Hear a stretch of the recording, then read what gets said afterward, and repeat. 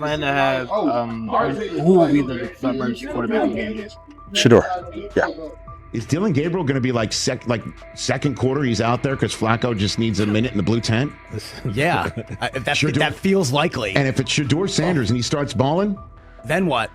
Everything changes in a bat of an eye. Yeah. He's going in there, he's working hard, he's trying to improve every day. He's saying all the right things, trying to elevate his level of play. And remember, up until this past weekend, we did think there was a legitimate argument that he should have been higher on the depth chart than Dylan Gabriel because he performed better against Carolina than Dylan Gabriel had performed in the preseason game against the Eagles. It's just that obviously he nosedived over this last week, and so the tenor of the conversation changed.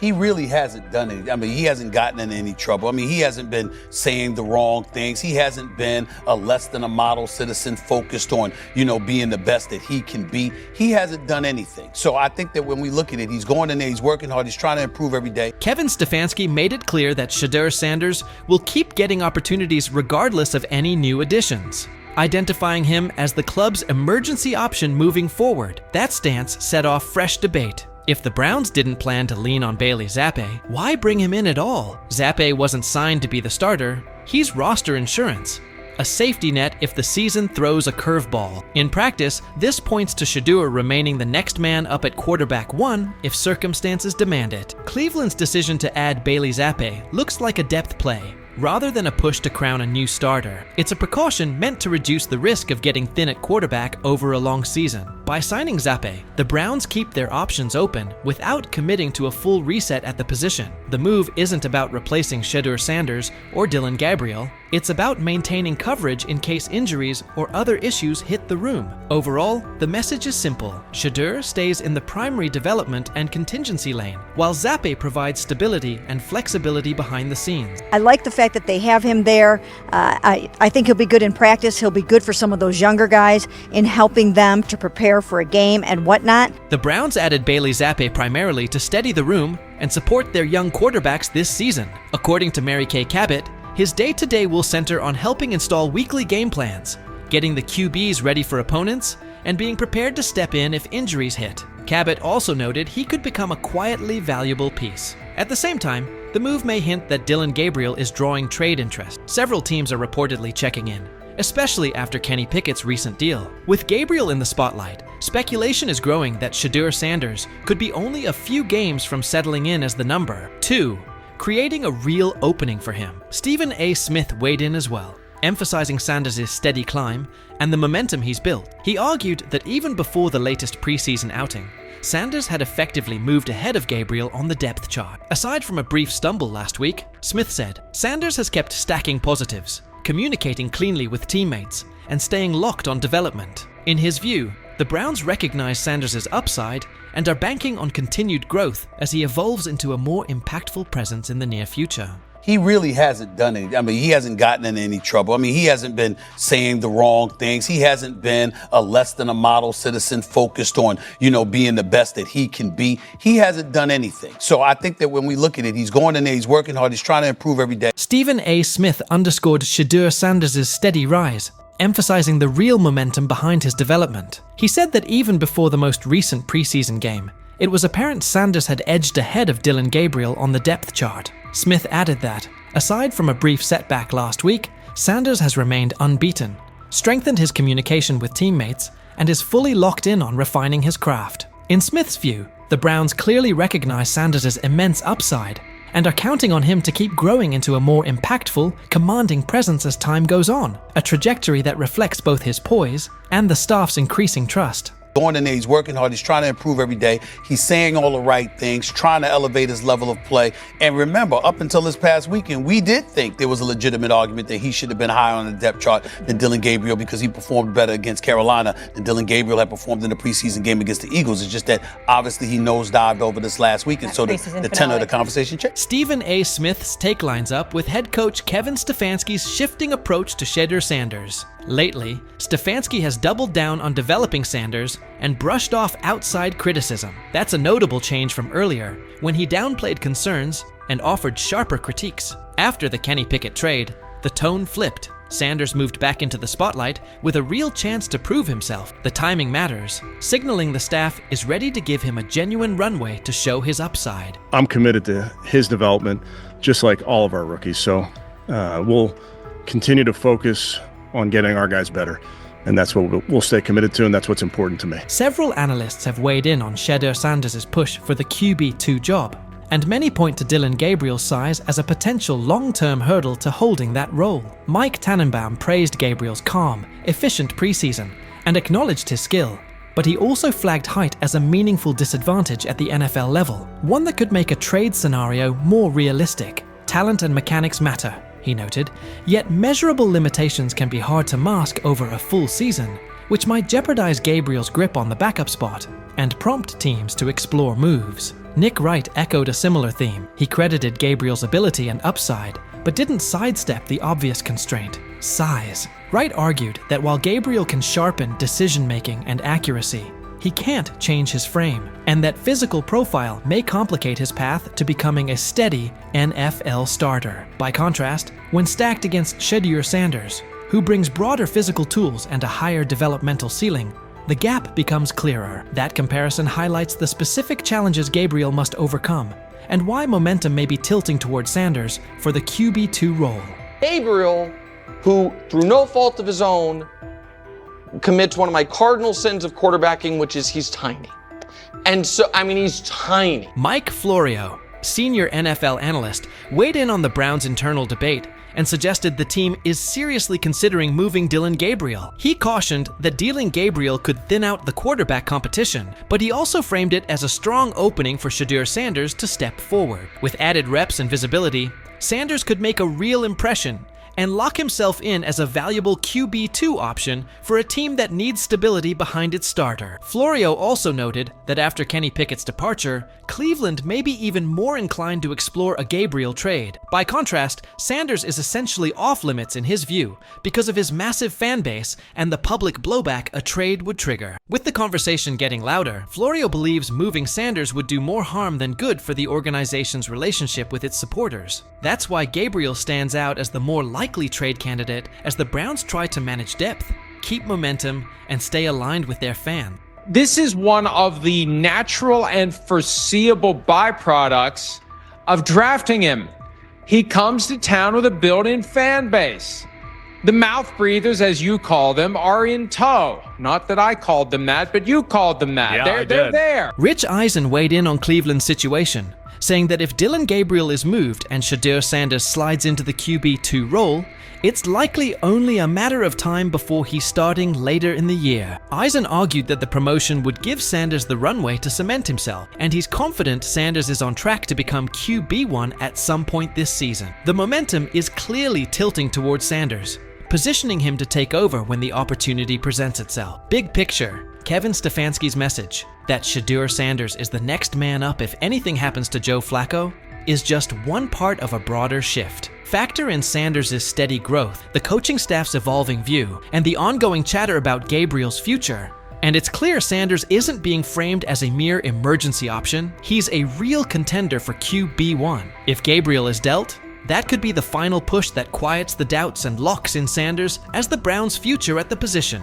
signaling a fresh chapter for the team. What's your read on Cleveland leaning towards Shedeur Sanders as a potential QB1? Would a Dillon Gabriel trade seal it? Or do you see a path where Gabriel still takes on a bigger role? How do you expect the battle among Sanders, Gabriel, and Joe Flacco to unfold? And what does it mean for the Browns going forward? Share your take. I'm curious where you land. So he says, this is exactly what he says. I'm told the footage of Shedeur Sanders meeting with the Giants is so bad that both the Browns and the Sanders family have threatened legal action if it is What in the NFL is happening right now? The New York Giants just leaked a draft interview recording with Shedeur Sanders, and fans are completely freaking out. Did Shedeur take some shots? Did the Giants forget what the word confidential means? Or did someone accidentally hit reply all on something that was supposed to stay locked away? Get ready, because this roller coaster involves hot mics, bad takes, and a whole lot of drama. What happened with Shedeur on draft night to make him fall to the 5th round, and them talking about the Giants coming out with all that information talking about Shedeur did bad, bombed the interview, all that type stuff. We all know my last video when I talked about the interview tape about Shedeur did not get a playbook. The NY Giants, in true Stonewall fashion, dropped a carefully trimmed clip from their highly sought-after interview with Shedeur Sanders, then quickly locked everything else away like it was top-secret intel. Was this a calculated PR stunt, or just a low-key attempt at sabotage? Either way, the silence speaks louder than any official statement. Fans aren't buying this half-baked version of transparency, and they're definitely not ready to just bench him and move on. Instead, they're demanding answers, calling out the organization for what feels like a planned smear job. One thing's for sure, the hate is loud, but Shedeur's supporters are even louder. There was another team that he sat down with. What do you mean it didn't go well after that? So, he was pissed that they did that to him. They did that to him. He counter-confronted them. The same thing they do to every other quarterback prospect. They did that to him. They slide in a mistake to see if you catch it. Right. And so because you're the quarterback. But he didn't take it as a correction. He took it as like he got pissed off. Yeah, and it's like so here's another one. So another one was, he throws a bad interception, and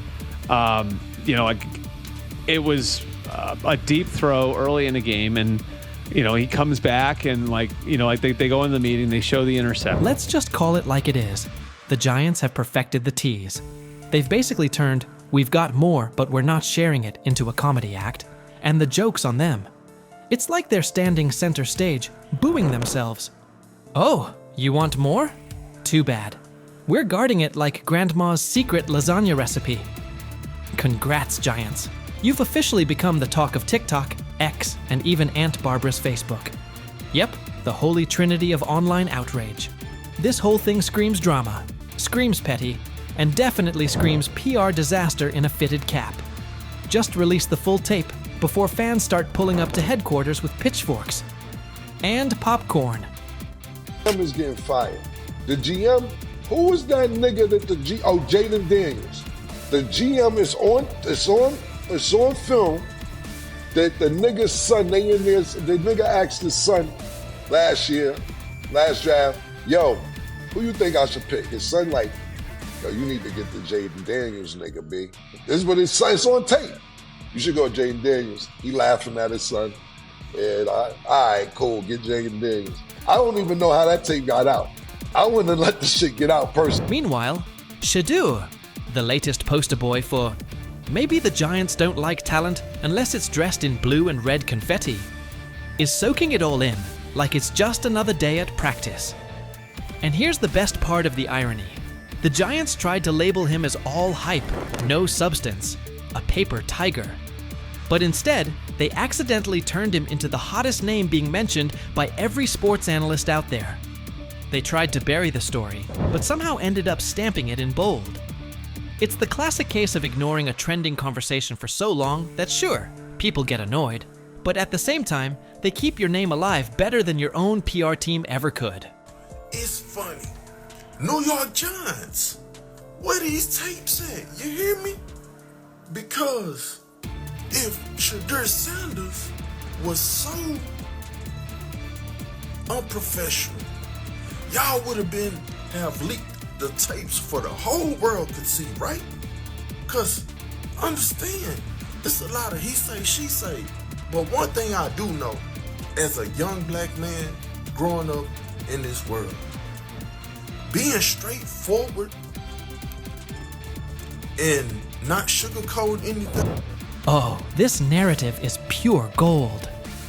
Giants PR completely skipped subtlety and went straight to the "we don't like his dad" playbook. A move so awkward, it's like trying to dunk and ending up in a kiddie pool. You can almost picture them brainstorming it. Yeah, we're just not fans of QB families that aren't ours. Because nothing screams professionalism quite like having zero self-awareness. And the fan reactions? Absolutely priceless. That one little clip was all it took to set the internet on fire. Keyboards everywhere started lighting up. People are asking, why hide the good stuff? What are you trying to cover up? If there's really nothing to hide, why not just drop the full thing? And spoiler alert, they weren't whispering. social media exploded faster than a New York City grill on Memorial Day weekend. Them out. Another moment. What they do during the film and the combine and the meetings is teams will install mistakes intentionally planted in the install, and they want you to catch them. Shedeur didn't, and when a coach called him out, once again, it didn't sit well. It's like, bro, there's not many teams needing quarterbacks, especially since Pittsburgh appears to have a deal with Aaron Rodgers and Tennessee's getting Cam Ward. So you're down to the Giants, who are not in. And that brings us to the next tasty slice of irony. By refusing to release the full interview, the New York Giants probably thought they were hurting Shedeur Sanders' image. But instead, they ended up throwing gasoline on the hype train. Rather than shutting things down, they made him look like the kid who grabbed the last cookie and somehow got blamed for taking the whole jar. Only difference? This kid's got cameras on him 24/7, and he's handling the heat like a seasoned pro. Now, every move he makes is being broken down, every throw studied like it's a presidential debate. Fans are calling it what it is. They've lied on Shedeur. Some say the Giants just don't like his dad. And honestly, that might be true. Maybe this whole thing was just a cheap shot at Deion Sanders by extension. But here's the plot twist. The harder they try to drag him down, the more interesting his story gets. The Giants accidentally turned Shedeur into a walking headline, a controversy in cleats. They tried planting doubt, but all they really did was create buzz. He's no longer just a top draft pick. He's now a symbol of resilience, a narrative goldmine, and living proof that real talent doesn't fold under pressure. It levels up. And at this point, even if the Giants wanted to, there's no turning off the spotlight. Okay, so probably the most fun yet the most difficult thing I cover and we cover all year long is not games. It's the NFL draft. Because I've said this many times, you get lied to for a month to 2 months up to it.